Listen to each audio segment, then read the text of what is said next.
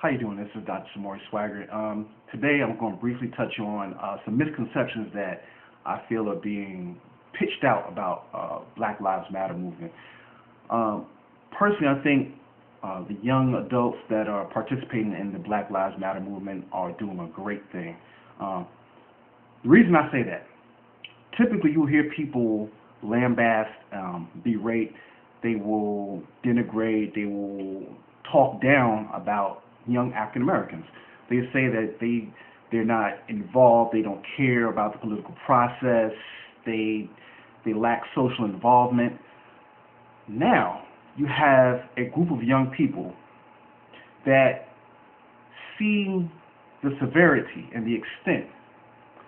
They understand that things are getting very critical and it's affecting them. And now they're deciding to speak up. They're making their voices more pronounced. They want their opinions heard. They want America to feel their sentiments. Now it's a problem. So let me get this straight. Initially, it's a problem because young African Americans really just didn't care, don't care, lackadaisical about socioeconomics and their well-being. Now that they've come together and they are organized, and they are really being a thorn in the side of politics. They're calling politicians out. They're showing up at rallies, campaigns, forums, and they're pulling the coats.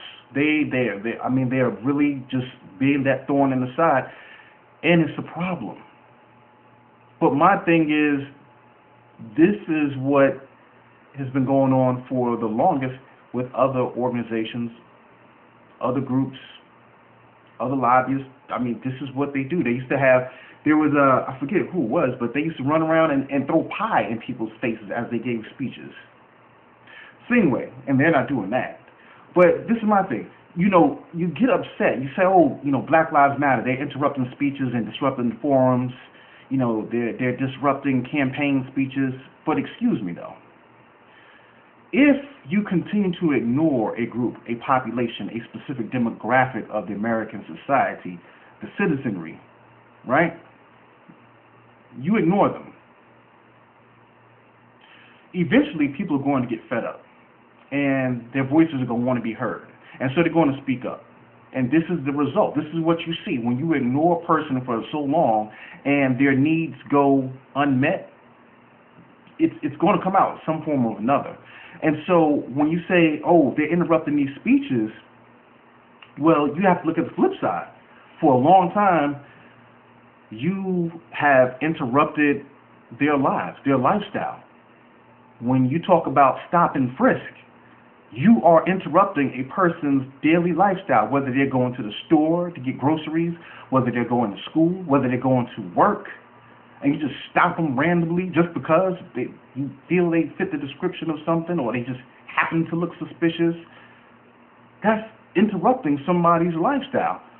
Gentrification that's going on all across the country, that's interrupting communities' lifestyles. You allow corporations to come in, buy up land, force people out. You raise the cost of living when you know people can't afford. People that have been in communities and neighborhoods for decades, and now they're just uprooted and shifted someplace else across the city. That's interrupting lives.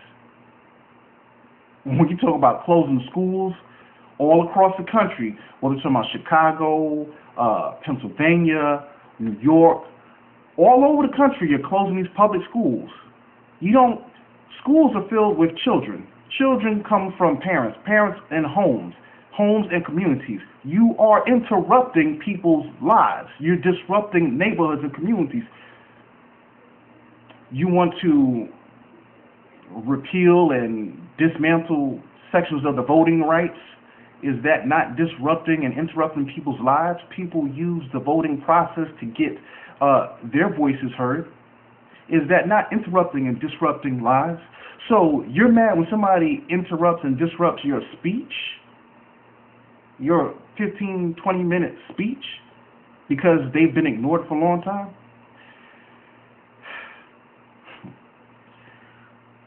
Moving along. The other thing that I want to say that people really need to think about is this.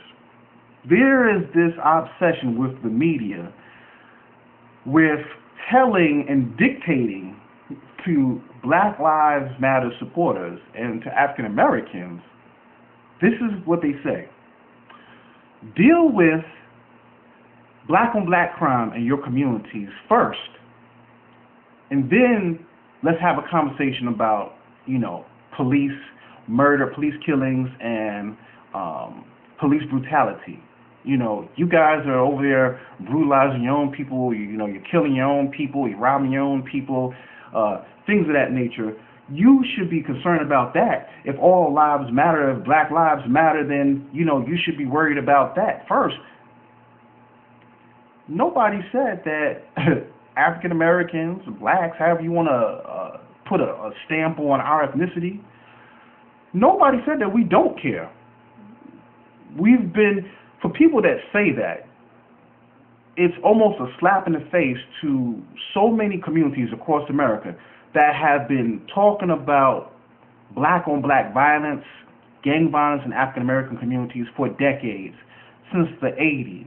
Even rappers were talking about it with the Stop the Violence movement. You had, even straight out of Compton, you had NWA. They came together with their all-star cast and made All in the Same Gang. That came out in 1990 and 1991. Go Google that, YouTube that video, All in the Same Gang. All in the Same Gang. That was by NWA, Eazy-E, Dr. Dre, Tone Loc. It was like a whole bunch of West Coast rappers talking about why they need to stop killing each other and everything. They spoke about it. On the East Coast, same time, you had Self-Destruction, where you had Big Daddy Kane, a lot of the East Coast rapper all-stars talking about the same thing. This is like 89, 90, 91. The youth were talking about this in their raps. But what happened? It gets co-opted. Now, that's just on a musical platform. You have so many community organizations across America in highly populated African American cities that have been trying to stop the violence for a long time. From no-name organizations to community watches to the Nation of Islam. I mean, you had people that were coming out on corners where drugs were being sold, putting their own lives at risk. Now, they could have been shot in gun violence. They've done like community block parties, all types of things, rallies. So it's kind of like when you say that, where is Black America? No, where is your cameras when we're doing our rallies and protests against black on black violence? Don't ask where we are. We're here. Where are your cameras? Where are your anchormen? Where are your video vans? Where are you guys when we're doing this? That's the question to be asked. No, we need some assistance also. So, when it comes to saying there needs to be an order of operations, like somebody just came up with this, there needs to be this specific order. First, African Americans need to fix and permanently solve black on black crime before we address police brutality. No. Do you know what that really means? If you listen to what that really says, that means allow us to continue abusing, brutalizing, and killing you until you figure out a method on how to stop, black on black violence. Do you know how long that would take? So until we come up with a method to permanently solve that, we can't even have the conversation about police abuse, brutality, and killings in the black community? Is that what you're saying? Just allow the police killings and abuse and brutalizing to continue until we find a permanent solution to black on black crime. And black on black crime, that stems from socioeconomic factors. So until you even start fixing that, blacks don't kill blacks just because we like to kill blacks, like we're addicted to it or something like that. This comes from the haves and have-nots of society, when individuals are impoverished and living in poverty and there's no jobs. And the only way that you can get it is get it how you can get it. because you don't know if you're going to make it to the next day. So that means if I have to knock you upside your head to take what I need to survive, that's what's going to happen. That's that survival button. And I'm not saying people should do that, but I'm saying that is the thought process of what goes down. It's desperation. So until you start improving the educational process where people learn how to create their own jobs and provide for themselves, when you increase the economy so that jobs are, one, they can do for themselves. Two, there are jobs available for individuals that, if they're not as entrepreneurial as you wish them to be, they still have jobs so they can go. Guarantee you, crime rate will dip tremendously, drastically, but you don't see that happening. No, what you see is corporations making increased profits, mergers and acquisitions occurring.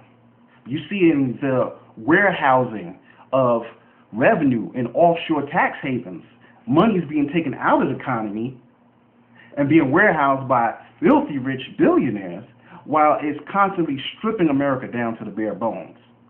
And the people are left to fend for themselves for the last little bit of crumbs. And so people are killing for these last little bit of crumbs. So until we figure that out, more blacks are going to be killed by police violence because we can't talk about it. It makes no sense. So what needs to happen is this. Screw the order of operations. It shouldn't be fix black on black crime first and then we'll talk about the police brutality. No, it should be happening concurrently, simultaneously. So Black Lives Matter, they came together, they have their stuff down pat. They're addressing police brutality and things of that nature. So the individuals that are saying that, we need to talk about black on black crime, okay, now get your second arm of Black Lives Matter, and that is the community. So the same way that you have people out here addressing the police brutality, now you need a different arm, same body. You have one arm that's doing police brutality, you have the other arm that's doing the community policing, community rebuilding, the nation building, talking and mentoring, counseling, so we know, look, we can't have this because we know that Black Lives Matter. We're talking about the fact that, listen, I don't want my son, my daughter, my neighbor, your cousin, your uncle, her boyfriend getting killed by police the same way I don't want them getting killed by Nuck Nuck, Pookie, Ray Ray, or whatever the case may be. We don't want to see them killed at all. We want to see black lives thrive. But we can do it at the same time. It doesn't have to be one first and then the other. That's just kicking the can down the road, delaying it while people die in carnage. And the thing is, nothing even operates like that. Even in the government, you have the Department of Defense, you have Department of Education, NASA, you have so many, Department of Agriculture, the EPA. No branch is saying, you don't see the EPA or the Department of Agriculture saying, you know what, we're not going to worry about next year's harvest and what we're doing to make sure that our crops are sustainable for the population until we see that the graduation rate of public schools go up 10%. No, they don't do that. They have their agenda and they move that, and at the same time, the Department of Education is operating independently, making sure they accomplish their agenda, their goals, their objectives, their missions. At the same time, you have the Department of Defense focused on their goals, their objectives, their mission, and everybody, every committee, every branch is operating at the same time. Nothing is waiting in series, in tandem, saying, do this first. Once this is accomplished, then we can address that. No. It does not work like that. So stop feeding into this, address black on black crime first, then address police brutality. It needs to both occur at the same time. We know that Black Lives Matter when we talk about our families being killed by police and being killed by the local neighborhood thug that has nothing else better to do with himself, or the drug dealer that just feels that it's okay to just spray up a community so he can inject fear into the neighborhood so he can control the block. That's what we're saying. Well, that's what I'm saying. So that's my take on the Black Lives Matter misconception. I hope that added some type of clarity. All right. Thank you. Some more Swagger. Peace.